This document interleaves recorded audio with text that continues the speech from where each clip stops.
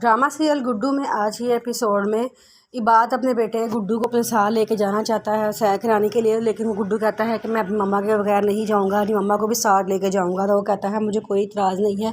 नायाब अपने हस्बैंड को फ़ोन करती है और कहती है कि क्या मैं चली जाऊँ। वो कहता है कि चले जाओ वो, लेकिन वो उसको ये नहीं बताती कि इबाद भी साथ जा रहा है। फिर कहीं से उसको पता चलता है कि इबाद भी साथ गया है, तो वो घर आके नायाब को बहुत डांटता है, कहता है कि तुम अगर मुझे पता चल गया है कि तुम मुझसे तलाक लेना चाहती हो और इबाद से शादी करना चाहती हो। नायाब कहती है कि आप बात को गलत साइड पे लेके जा रहे हैं। वो कहता है कि तुमने मुझे बताया क्यों नहीं कि इबाद भी तुम लोगों के साथ था। वो कहती है कि मैंने इतना मुनासिब नहीं समझा क्योंकि सिर्फ मैं और गुड्डू जा रहे थे, तो अचानक वहाँ से आ गया। वो कहता है ऐसी कोई बात नहीं है, तुम झूठ बोल रही हो, वो अचानक कहाँ से आ सकता है, वो भी तुम्हारे साथ ही गया था।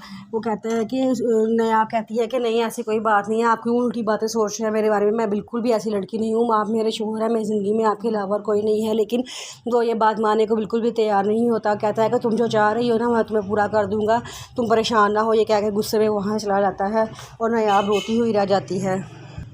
उधर ही बात घर वालों को पता चल जाता है कि नायाब भी उनके साथ ही थी, तो वो भी उससे बहुत डांटते हैं।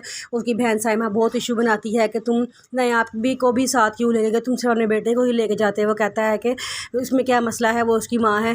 जिस पर उसकी बहन साइमा कहती है कि तुम्हें हमें पता है तुमने उसे शादी करना चाहते हो। वो कहता है हाँ कर ली है मैंने शादी। तो सारे एकदम हैरान होते हैं। बाद में कहता है नहीं की मैंने शादी, मैं उससे कैसे शादी कर सकता हूँ, वो किसी की बीवी है, किसी की इज़्ज़त है, अब वो मेरी कुछ भी नहीं लगती, सिर्फ वो इसका एक ही रिश्ता है कि वो मेरे बच्चे की मामा है। जिस पे उसकी बहन कहती है कि अच्छा मुझे ये बताओ तुम दिन रात उसके घर क्या करने जाते हो, बहाने बहाने से क्यों उसके घर जाते हो। कहता है कि उसके घर में मेरा बेटा है, मैं सिर्फ अपने बच्चे से मिलने के लिए जाता हूँ और दुनिया की कोई ताकत मुझे उनके घर जाने से नहीं रोक सकती, क्योंकि वहाँ पर मेरा बच्चा है, जब तक वो वहाँ पर होगा मैं उनके घर जाया करूँगा। जिस पर साइमा कहती है कि तुम हमें क्या अंधे समझते हो, हम क्या हमें क्या कुछ नज़र नहीं आता। वो कहता है हाँ तुम लोग अंधे हो, तुम लोगों ने जो मेरा हाल कर दिया है, मेरे साथ बहुत बुरा किया है, मैं तुम लोगों को कभी माफ़ नहीं करूँगा।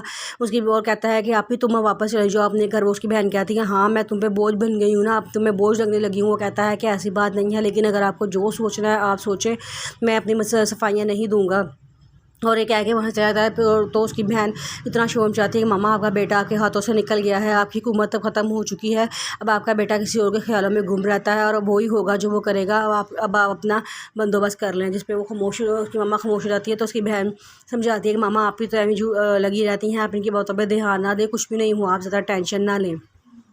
उधर नायाब बड़ी परेशान होती है क्योंकि उसका हस्बैंड उससे रोज़ बरोज़ लड़ाइयाँ करता रहता है। उसके हस्बैंड ने उसकी सास ने बात डाली होती है कि तुम्हारी बीवी तो ये बात को पसंद करती है, बहाने बहाने से उससे मिलती है और उसे शादी करना चाहती है और तुमसे छुटकारा हासिल करना चाहती है। देखना वो एक दिन उसका तलाक लेके उसके पास वापस चली जाएगी, क्योंकि उसका बच्चा भी इसी में राज़ी होगा और वो भी इसी तरह खुश होगी, वो तुम्हारे साथ खुश नहीं है।